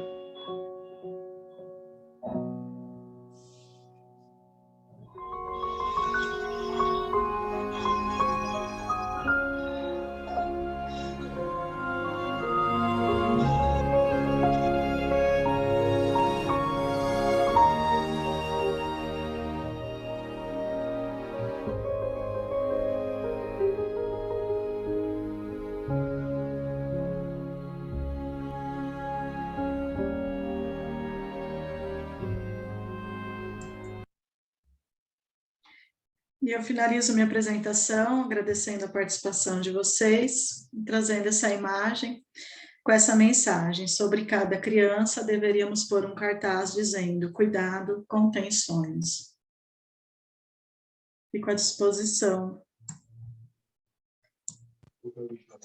Bom dia, parabéns pelo curso, eu adorei, viu? Muito bom, uma ideia maravilhosa, vem de encontro à nossa linha de pensamento com as crianças, parabéns mesmo. Obrigada, eu confesso que eu refiz essa apresentação umas 3 vezes. Há um tempo atrás eu falei para a Juliana, minha apresentação já está pronta, mas aí, gente, até ontem eu estava ainda pensando, e eu sei que ficou um pouco extensa, mas eu quis trazer todos esses elementos para vocês, também quis trazer esse vídeo. Acho que é um momento muito sensível, né, que a gente está vivenciando, todo mundo, os desafios aí estão colocados e a gente tem que se apoiar mesmo e ouvir, né, e escutar essas crianças, né, porque muitas vezes a gente não escuta, e a gente viu tanto que elas têm um grande potencial, né, talvez se alguém tivesse escutado o menino, né, o Henry, não teria acontecido, né, o que aconteceu com ele, né. Que bom, que bom, Cláudia, obrigada. Nada, Paula, querida. Gostei muito da sua apresentação. Eu gostei muito da sua apresentação, achei que foi rápida, clara, e esclareceu muitas coisas. Eu sou uma professora que aposentei há 4 anos, né? E agora eu comecei o quê? Assim, de susto, há 1 mês eu comecei a ajudar um pessoal meio esquecido de catadoras de papéis, sabe? E eu me vi com um grupo de crianças que ainda não sabem nem ler nem escrever. Eu pensei assim, eu como professora sei que tem muito disso, mas eu falei, poxa vida, aqui tão pertinho de nós. E, inclusive, eu vou querer sua ajuda, não sei como, porque lá tem crianças pequenas esquecidas, que precisam, e mães também. Mas adorei tua explicação, que gostoso voltar a estudar e saber todos esses detalhes, é muito importante, a gente tem que estudar sempre, para a gente crescer e poder ajudar com o nosso aprendizado, com a nossa vida. Parabéns, muito obrigada. Obrigada, Miriam. É aquilo que a Carol colocou no início, né? O acesso à informação é muito importante, né? Muitas vezes a gente deixa de acessar por não conhecer, né? Então, é o que eu falo, é a herança, né? Meu pai sempre dizia isso, a herança que eu vou deixar para vocês é o estudo, é o conhecimento, porque isso ninguém tira da gente, né? Ninguém tira. Então, se você puder, neste momento, né, que você está neste lugar, né, com esta missão, neste momento, de transmitir essas informações e ser a ponte, na verdade, né, dessas famílias para um acesso a um direito, isso é fundamental, importantíssimo. Fico feliz com o seu trabalho. A Juliana tem meu contato, a gente pode ajudar aí você aí nessa empreitada, tá bom? Ah, pode deixar que eu não vou esquecer. Já escrevi aqui na minha folhinha, já está anotado. Vou aproveitar, então, acho que o gancho da Miriam para soltar aqui 2 perguntas que apareceram. Acho que a primeira é entender, acho que veio até mesmo da Miriam, como poder envolver projetos ou comunidades no entorno dos projetos no programa Criança Feliz, qual que é o caminho para se chegar. E aí, já também emendando essa mesma pergunta, a Vânia também pergunta quais são os 10 ODS que você se referiu do programa Criança Feliz. Então, se você puder responder essas 2 perguntinhas. E quem tiver mais, por favor, pode jogar no chat ou abrir o microfone, tá?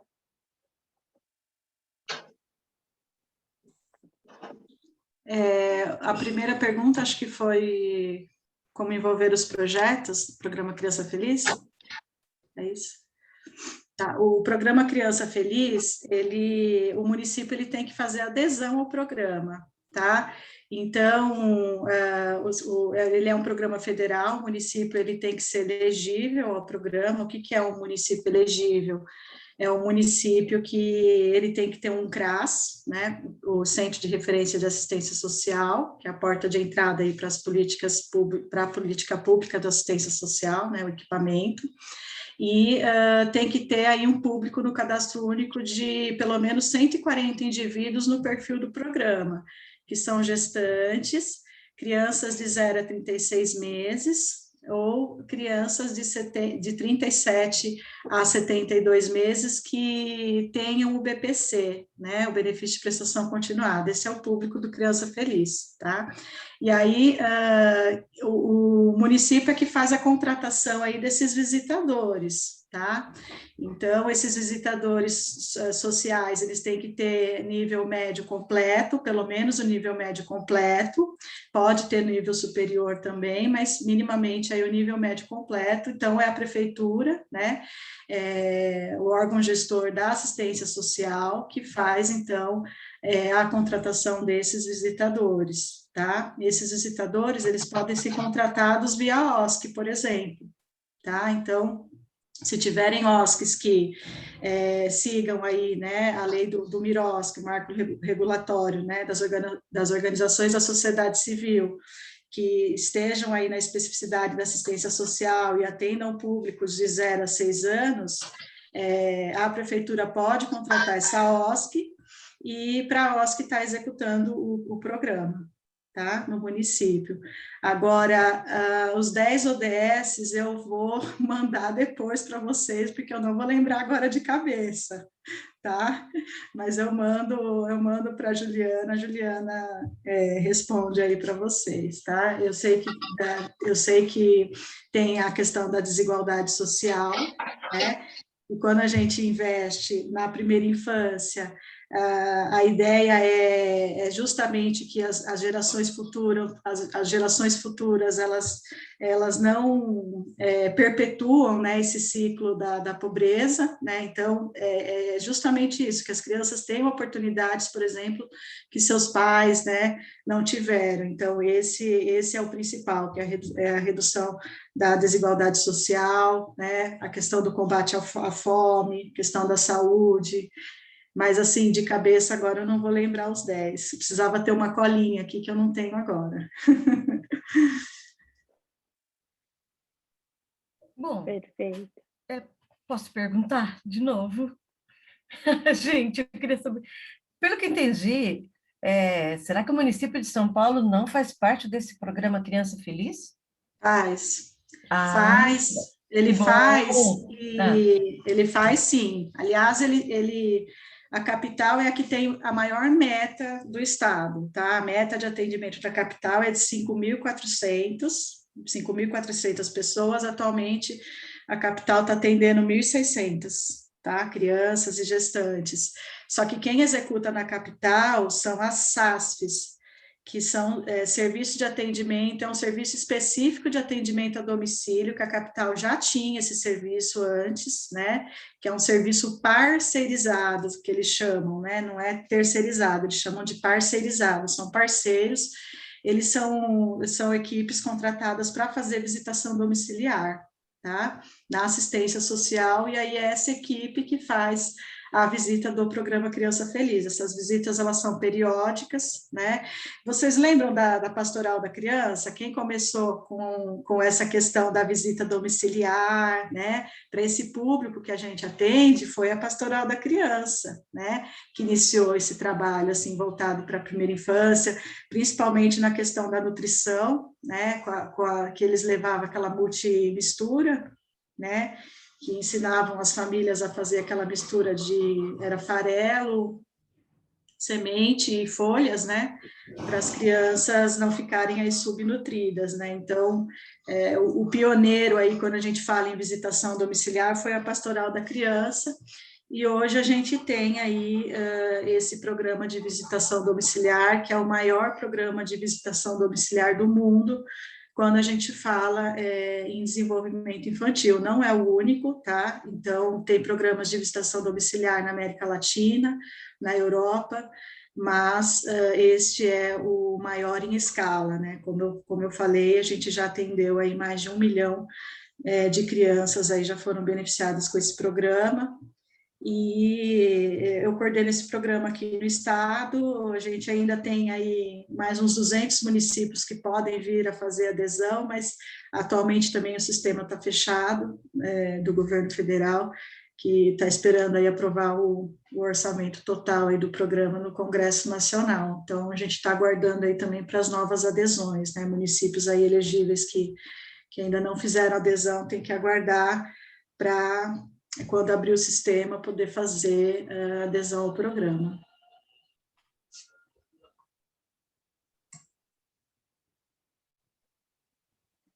Tem mais alguém que tem mais alguma perguntinha? Acho que depois, a Paula, se puder, eu vou deixar salvo as mensagens aqui no grupo, no chat, agradecendo para a tua apresentação. Acho que depois vale você dar uma lida antes de sair do link. Tem mais alguém que teria alguma dúvida e que poderiam agora abrir o microfone e fazer, ou escrever aqui no chat?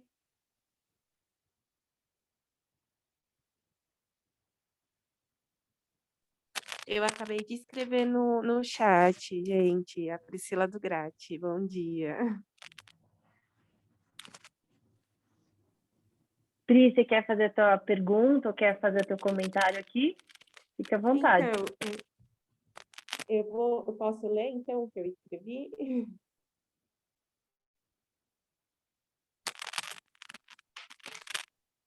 Pode sim.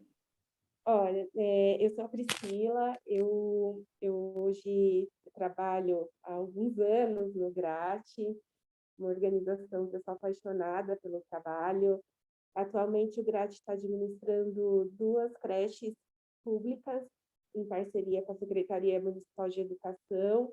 Nós estamos atendendo 398 crianças de 0 a 4 anos, e eu queria agradecer imensamente nessa troca de hoje.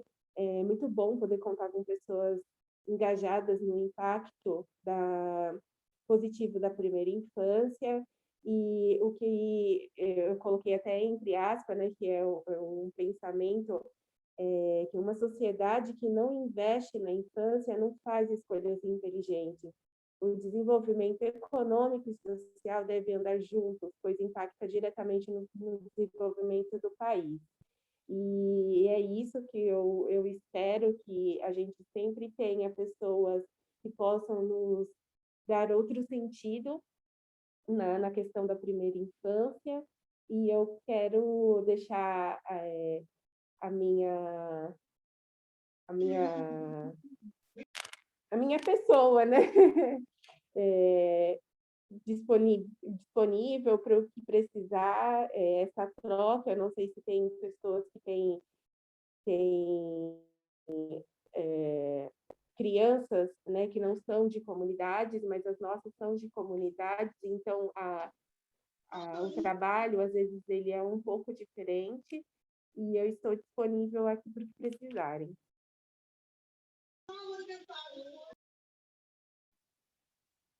Muito obrigada, Pri, por compartilhar. Também recebi uma perguntinha aqui, então já vou engatar uma, depois quem quiser fazer outra. Quais políticas públicas hoje os projetos podem ter acesso para aumentar o acesso às tecnologias de informação, né? Principalmente internet, computadores? Existe algum programa que os projetos possam se inserir ou buscar parcerias para conseguir receber esses equipamentos?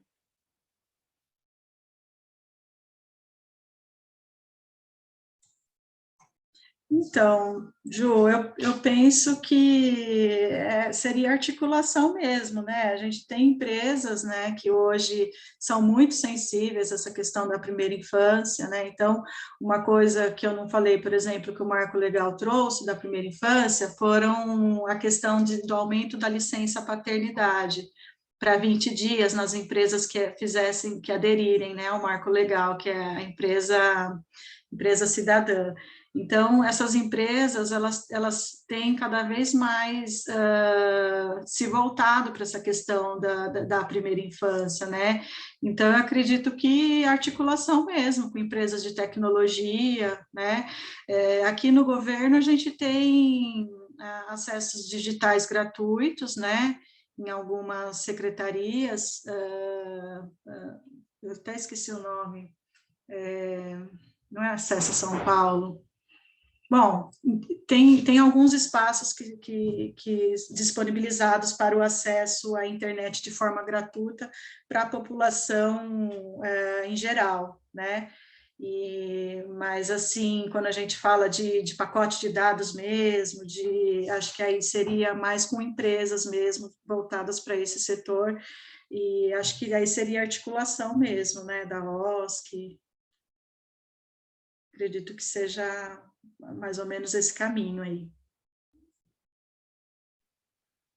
Perfeito, muito obrigada. Acho que, lembrando até para antes de abrir mais uma pergunta, se quem quiser, a Júlia jogou aqui no nosso grupo, ela vai mandar de novo o nosso link de satisfação. Vou pedir, se todo mundo puder, né, antes de sair e começar o dia da semana, preencher esse link para a gente.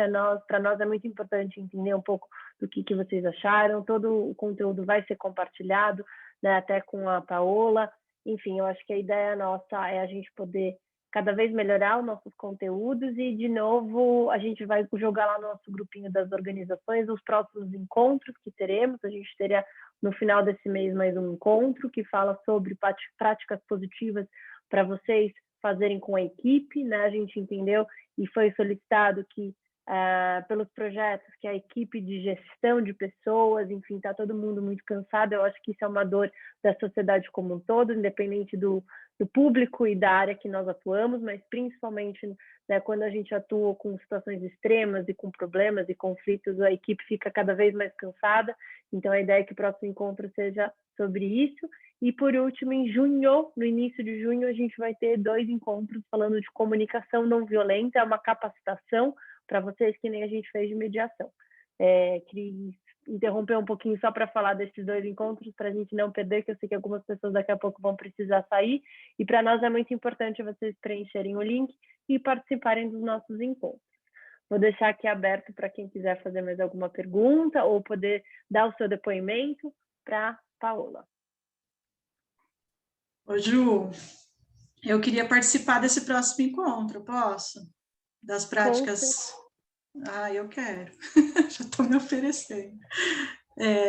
E o que eu ia te falar? Eu vi no chat que colocaram da apresentação. Vou passar a apresentação para você, tá? Aí você pode disponibilizar para quem quiser, tá bom? E eu vou querer os comentários, depois você me manda. Paola, eu tenho mais uma perguntinha. Eu queria saber de forma prática o caminho das pedras para conseguir a ajuda da criança feliz, porque eu sou com uma comunidade de criança de extrema pobreza e tenho 2 gestantes, que eu estou passando da minha experiência para elas, explicando bastante coisa, sabe? Então, eu queria saber como que começa, eles precisam estar inseridos no cadastro documentação. Como? No cadastro único do governo federal. Tá? Precisa procurar o CRAS. Qual que é a sua região? É Zona Sul, é shopping, perto do Shopping Interlagos. Tá, aí precisa ver, que eu não sei de cabeça agora, mas depois precisa ver no Google o CRAS, né, o Centro de Referência da Assistência Social mais próximo da onde esteja essa comunidade, tá, onde ela está referenciada, e aí, neste CRAS, ver se elas estão no cadastro único, tem que ter aquele NIS, né, o número de identificação social, tem que gerar esse NIS, porque aí é um público, o programa ele é voltado para este público do cadastro único, tá? Se não estiver no perfil do cadastro único, aí já não tem como atender, tá? Mas elas podem se cadastrar, né? Eu posso fazer essa ponte para esse cadastramento. São famílias vulneráveis? São famílias vulneráveis? Muito, eles não têm nada. Eles moram perto de um rio, né? Não tem saneamento básico, é muito carente. Às vezes essas famílias até já estão no cadastro único. Eu preciso ver, eu sei que eles não estão nem matriculados em escola. Tem criança ali que não foi matriculada, que eu vou descobrir isso certinho. Elas não estavam fazendo pré-natal também, começaram a fazer, porque eu insisti, e agora eu voltei depois de 15 dias e cobrei isso. Então tá ótimo. Nossa, muito obrigada. Já é um caminho que eu vou começar a ver essa documentação. Isso, a porta de entrada é o CRAS, e aí é possibilitar que essa família tenha acesso aos outros direitos sociais, né? Estabelecidos aí, conforme a gente viu aí desde a Constituição Federal, né? Então, é direito à educação, à saúde, e aí é o pontapé inicial, depois as coisas vão acontecendo. Ótimo, obrigada. Imagina. Eu tenho uma pergunta, Paola. Esse programa, ele se aplica somente a cada família, ou eu, enquanto gestora da unidade, eu posso procurar o programa e inserir as minhas famílias? Então, quem insere as famílias é a equipe do CRAS, é da assistência social do município. Tá? O que você pode fazer é indicar essas famílias. Tá? Então, como é o caso que a Miriam colocou, eu tenho famílias no perfil, né? Famílias que não são acompanhadas nem pela assistência social, nem pela saúde, nem pela educação. Esse programa ele é intersetorial, isso que é o legal dele também. E aí você pode indicar essas famílias para que elas procurem o CRAS e verifiquem a questão do cadastro único no primeiro momento, né? porque às vezes as famílias estão no cadastro único e também nem sabem, viu? Então, precisa, aí tem toda a equipe do CRAS para conversar com essas famílias, né? Se elas não souberem o que é o cadastro único, essa equipe está qualificada para explicar o que é o cadastro único, estando dentro do cadastro único, quais os benefícios que essa família pode acessar, quais os programas que essa família pode acessar, e o Criança Feliz é um deles, tem vários, né? Bolsa Família é o carro-chefe, como a gente já sabe, mas não é o único, né? O programa Criança Feliz é um deles, mas o programa Criança Feliz, ele tem que ser de adesão voluntária da família, tá? Porque ele não entrega nenhum benefício concreto para a família, ele não é transferência de renda, por exemplo, como o Bolsa Família, tá? Então, é assim, é a família entender que esse visitador, ele vai estar periodicamente na sua casa, né, trabalhando a questão do estímulo, do desenvolvimento da criança, né, perpassando lá por todas as dimensões que eu falei, a primeira é o socioafetivo. Tem muitas mães que não sabem, por exemplo, que durante a gestação, o filho já começa a identificar a voz dela, a voz do pai, as mãezinhas acham que as crianças, quando elas estão dentro da barriga, elas não entendem nada, e elas já começam a entender tudo, né? Você coloca uma música para a criança, a gente fala assim, que a mãe tem que conversar com a barriga, a gente fala assim, conversa com a barriga, porque a criança vai começar a entender, você já cria esse vínculo, né, afetivo, né, da criança com a mãe já dentro da barriga. Então, às vezes, as mães passam uma gestação inteira sem conversar com a criança, porque acham que a criança não ouve, que a criança não entende, a criança já entende tudo, ela já identifica até a voz da mãe, que é diferente da voz do pai. Se você coloca uma música, quando a mãe está gestante, uma música para a criança, e aí quando a criança nasce e ela começa a chorar, por exemplo, você coloca aquela música que ela ouvia dentro da barriga, essa criança para de chorar na hora, né? Então, são questões que o programa traz para as famílias, para algumas famílias, e a gente ouve depoimento, o meu primeiro filho foi tão diferente, né? Se eu tivesse esse conhecimento, eu teria feito de outra forma. Até eu, quando assumi como coordenadora do programa, a gente, enquanto trabalhadora, a gente também repensa, né? Da forma como a gente criou nosso primeiro filho e agora, é tudo diferente, né? Mas, assim, a gente não pode se culpar, né? A gente sempre faz o melhor que a gente acha que é naquele momento, então a gente não pode se culpar, mas o programa ele traz essas questões assim de parentalidade positiva, né? Ele apoia, na verdade, essas famílias na questão da parentalidade, né? Então, a família entendendo que isso vai ser importante para o desenvolvimento do filho é fundamental para participar do programa, né? Mas não vai ter nenhum benefício além disso, não vai receber nada de concreto, vamos dizer assim, né? É uma transformação que a família vai sentir a médio e longo prazo, né?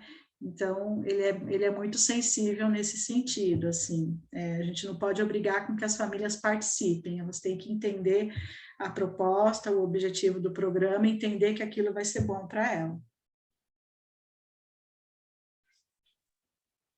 Perfeito, pessoal, a gente já passou nosso tempo. Alguém tem mais alguma pergunta para fazer correndo? Senão a gente vai nos despedir e agradecer novamente a Paula por esse carinho e todo esse conteúdo que para nós foi muito, muito importante saber toda essa história aí. E uma das coisas que eu comentei com a Carol no privado, assim, no WhatsApp, foi, nossa, como a gente evoluiu, né? Da força, assim, entristece a gente falar que só em 1980 a gente foi olhar para a educação, sendo que é algo tão importante, mas ao mesmo tempo, quando a gente olha o que era aplicado antigamente, né, as crianças nem eram cidadãs, enfim, ela não tinha nem direitos e hoje ela tem tanto e ela já tem tanto protagonismo. Então, acho que eu saio desse encontro aqui com uma energia muito positiva, sabendo que a gente está caminhando muito, né, passos largos, mesmo assim ainda falta muita coisa para a gente vencer e conquistar, mas a gente está indo sempre evoluindo. Então, agradeço demais, Paula, e deixa aberto os últimos 2 segundinhos quem quiser falar, senão vamos mandar, eu pedi para todo mundo abrir a câmera para a gente fazer uma fotinho para postar e agradecer a participação de todos. Se quem tiver puder abrir as suas câmeras, eu agradeço. Façam todos um sorriso bem lindo.